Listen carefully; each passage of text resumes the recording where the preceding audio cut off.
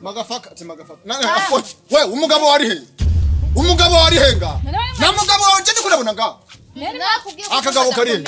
nakuje ko ndakomeze na mugabo nabonye ko hagarara tuvuga mwako muraganira rimwe muhagarara jewe n'umugabo tuganire Mbonye mwari kumwe ngaha n'ukuri haramubutije umusaza asiga ngaha nzomucukuza inde jewe njana asaze nakubwiye ko yakobwa ko kakuroze urakara umva nawe ugira ikintu kimwe mwebise no gutandukanye nako nta n'ubwenge tunganye reka jewe Kuza ulo nara wujije mugabo nazo Jojo ni mundeke wewe nitwa Jojo nkabandi umukinyi wa Ihuriro TV aha nkaba nibereye kuri Inyishu Media nkaba naje gukiniraho kugira ntangure gukina muri Inyishu Media CEO waho yitwa Xley niwe yarondeye umugabo wanje ari wa manager wa Ihuriro TV amusaba yuko hariyo sene noza kubafasha yo gukina ndumukenyezi wiwe byaranguye neza cyane kuko sanzwe nkurikirana ibikorwa byabo nanje ndavuga ati wayi tutokwifatanya nabo ndaza turafashanya bampa sene nziza kandi baziye ko nagerageje abariko barakurikirana iyi filme iriko irakorerwa muri Inyishu Media gusa nari umugabo wanje yari Diamond gusa ntavyo narinzi jewe nari umukenyezi wiwe naratwara amada agakoroka naratwaye ya mbere irava ya kabiri ya gatatu sinamenye impamvu gushikaho fata decision yo kugira iki yo gusubira mu rugo iwacu aho rero mu rugo iwacu twari tuvukana turi abana batatu Samba Famba nundi mukobwa umwe twara abakobwa babiri nari Samurago hajya kuko nije nari imfura maze gushika mu rugo twari dufise rero uyu muhererezi wacu ari we Famba yaragorana gose agorana gose twama twavuruganye gose agashaka kugendera mu nzira atari nziza hama mu nyuma nkuko mubizi twebwe abakenyezi waramenyereye kubaka biragorana gusubira gusangira ku isahani imwe ntawo mwamuvukana umugabo wanje araza aransaba ikigongo azananye n'umushinga nahe amaze kumujana ndafata decision yuko nanje nosubira mu rugo maze gusubira mu rugo ahubwo rero niho byayangaye cyane ntangura guhinyura yuko umugabo wanje ari pepu hama ukuntu byagenze rero ngishika muri Inyishu Media byarangoye ubwa mbere kubera nahuye n'abakinyi dasanzwe tumenyeranye gukinana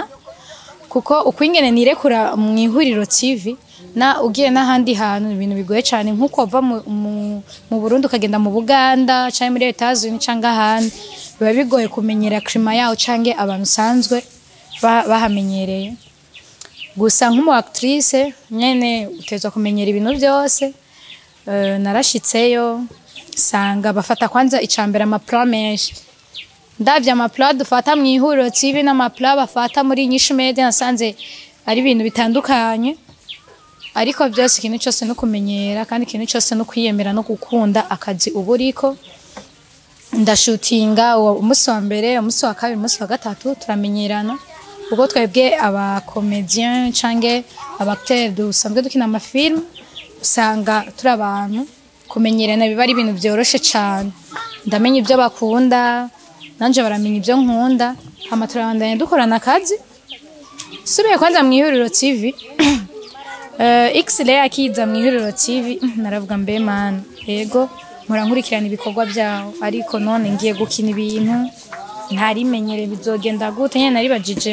amakesiyo menshi kandi yumvira ati kubera iki mu bakobwa arabakobwa ari benshi bakina mu Burundi kubera iki yahisemwo jewe mu nyuma arambwira yuko ni kubera ingabirano yanakubonye ko kandi usanzwe bikora neza nanje birangyohera kwanza kwiyumvira ingene yagize idea yo kuza kundondera kugira dukorane byarangyoheye cyane kandi nasanze ari abantu beza muri Inyishu Media n'abantu bakundana n'abantu bafata umushitsi neza hama nagomba mpanure abantu bafise don canke talent babifuza gukina benshi hari gihe bavuga yuko abantu abakobwa canke abakenyezi dukina ibintu bya filme canke comedy sangara baguruguru sangara abandi ariko barihenda cyane kuko twebwe tuba two dutanga impanuro ku bana babo canke ko bubakanye canke muri societe kanaka nagomba ndabahanure yuko bafise iyo don baze bayerekane. Hari Inyishu Media, hari Ihuriro TV, hariyo kwa Berndoa, hariyo ama team menshi cyane umuntu ashobora kuza akerekana umwuga wiwiwe. Ubwa mbere nk'ibitangura narabona yuko umengana ibintu byo guta umwanya byo kwiryohera gusa,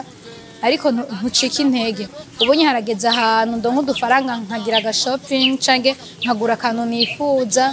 cange umwana wanje ntabura amata biciye he mu manure ndiko ndahereza abandi bantu biciye muri filme cange muri comedy. Ndamaze kugera ahantu ku yindi etape ntakiri nk'uwa kera, hari ibintu bimwe bimwe nigereranije nabyo. Hama ikindi naco nagomba gusaba abafonzi bacu aribo ababosi bacu, aka kazi twe dukora si akazi koroshe, n'akazi kagoye cyane kandi n'akazi karuhisha gose. Urashobora kubiraba kuri TV cyangwa kuri telefone cyangwa ukumviriza ku karadio ubufise, ukibaza ni ibintu bapfa gukina, ni ibintu byo guteshanya umwanya. Ndashaka kubabwira yuko hariyo scene imwe ushobora gukina ikamara 45 minutes cyangwa isaha yose, iscene imwe ijya mu bamubona dufate nko muri salo cyangwa kwibarabara cyangwa ahandi, ugasanga uyisubiyemo nk'incuro nka 50 cyangwa 40 cyangwa 30. Atari kuvuga ngo yakunani, ariko ari kuvuga reka nkore kugira ntange ikintu ciza. Hari igihe ushaka gusanga two turashutinga ugasanga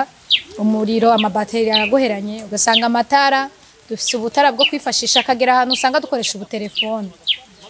ukabona yuko wowe uri kurabiraba rero ukabona umenga ni ibintu byoroshe gose, twumva amatelefone kubera iki mutaraduha ikindi gice kunuku, ugasanga twanashutinze ahubwo image zanatakaye. Kubera iki? Turacakeneye support yanyu. Wo kwifuza guterera Inyishu Media cyangwa Ihuriro TV, ashaka kuraba nimero ziri ngaho onye. Ano ukeneye kuma gafana Beyonce kewe kuko ndaruha nanje, cyangwa ukavuga ati reka ndamwongera intege ujya mu Kenyezi ampa impanuro nziza, arashaka kundondera kuri Ihuriro TV nkamuhari mikashi yanje akantera intege, cange kuri Inyishu Media ukarondera X-ray aho nyene kuri aho hantu mubona nyene kuri iyo nimero mukamuha inguvu. Hama twongera tubibutsa yuko mu Ihuriro TV dufise groupe ya academy, ufise abana batoyi cange umuntu yoba yifuza gutera intambwe ku bintu vya filme cange comedy. Turafise repetition itangura 16h gushika 18h. Nukuri niwagira imyimenyerezo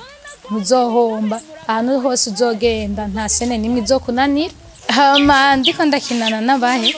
mu mwanya umwe kubera ukwingene sanzwe nzi ari umuserie, ukwingene ari umushingana ko Beyonce ukewe n'umupapa w'abana babiri. Ndabye mu buzima busanzwe ngene tumeze tuba turi abantu turi serious cyane, aho nkaca ndabi ingene yiyambikisha aba pocket hama gahindura ijwi. Mufite ibintu nyene agenda hagiye sometime nagenda ndatwenga nyene. Hama tukaba twakiniye ahantu bita mu Buhinyuza, niho twari twubatse urugo rwacu. Hama ikindi kintu cyambere intambanyi ku isene nakinye ndumu mama asaminda atabyara. Nukuri kuba ingumba birababaza gusa nyene nta kundi, niyo sene nakinye. Kandi ikindi naco musanzwe muzi ko ndumu mama ndafise umwana, ariko navuga ati nayo isene bayimpa yaba ntarabyara narabyara saya kubyakira neza, kuko kwitwa ingumba cyangwa gutwara imbanyi zikaguma zikoroka ikintu kibabaje cyane. Hama ikindi naco nagoma ndabasabe bantu muraba ama video yacu mutagira like, share, partage na sabone n'ukuri. Hajya niho turonkera ko gafana canga ko gafu cange natwe turonka basi utwo twa déplacement. N'ukuri nimwijukire kugira sabone, mwa mukoze cyane kubera hari umuntu usanga aragiye kuri YouTube araravye gushika filme yiherera cange sezo yiherera cyangwa comedy yiherera, ukaje usanga kajya kantu karamunaniye gufyondo. Si ibintu bisaba ibintu byata naho bwira umwana ati zana gatoki kawukozeko usanga bigenda neza. N'ukuri natwe mudufate mu mugongo muzoba mugize neza. Hama ikindi naco Famba we dusanzwe tumenyeranye nawe nyene bamukuye mu Ihuriro TV, murabizi yuko Famba asanzwe yakinira mu Ihuriro TV, nawe nyene baramuzanye dukina ari musaza wanje, niko kandi kantu kanyoroheye na gatoyi kubera we twe dusanzwe dukina mu Ihuriro TV. nasanzwe avuga uburofa bwinshi gutukana ndibaza mwarabonye yuko muri iyi sezo yabahe yuko atahana na hamwe twigeze duhuza naho twavuze ngo turahujije naho nyene yarangewutse kumbe yari trike shike kubaka hama cagiriki acantuka yarasanzwe ari kiburandero muri filme cyane mbo arakunda ibintu byo gutukana ariko siko ameze umwana mwiza vraiment kandi abikora neza gusa asha kuri scene yo gutukana umushira hano ashaka arakunda scene yo gutukana cyane Imana imugira umuntu muremure canke umufasha w'umubogare nta muntu yari kumukira murabona ingene kangana ariko gashaka abantu bose aje ko bogira musi yiwe ni atari gusa nyene abikora neza vraiment kandi kwa twaramurase mwihuriro TV nitwicuza ego hama nagoma shimira inyishe meza ko ingene twakoranye neza nundi muzi ejo nahirya ejo nimwantera kamo tuzoza dufashanye murakoze cyane ciao magafaka we umugabo wari he umugabo wari henga na mugabo wanje ndikurabona nga akagabo kari nakuje ko ndakomeze na mugabo nabonye ko hagarara tuvuga nari mwako muraganira nimwe muhagarara jewe n'umugabo tuganire Babonye mwari kumwe ngaha n'ukuri ntaramubujije umusaza asiga ngaha cyo mucukubu inde jewe njana asaze nakubwiye kajya ko kakuroze urakara umva nabwira ikintu kimwe mwebisa no gutavukana ko nta n'ubwenge tunganye reka jewe Uzaburo nara mujije mugabo nazo Muzura mugabanya induru sininjira nawe korwa bakoma mutani wewe kajya ko kakuroze Mumve ko sha